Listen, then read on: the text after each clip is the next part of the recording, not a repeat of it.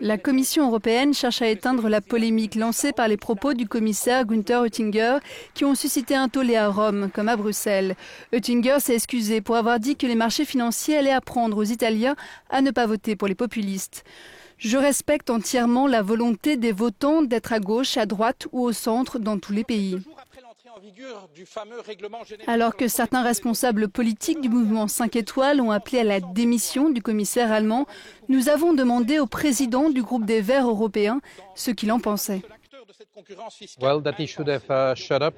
Eh bien, il aurait dû la fermer. Vous ne pouvez pas attendre d'un commissaire qu'il confirme par ses propos les pires craintes des eurosceptiques.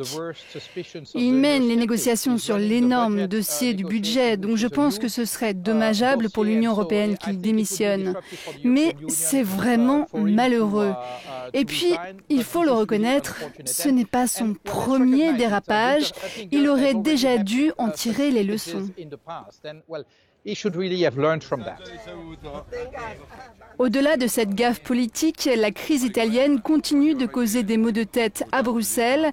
Cette incertitude politique autour de la troisième économie de la zone euro l'oblige à s'interroger sur son propre fonctionnement.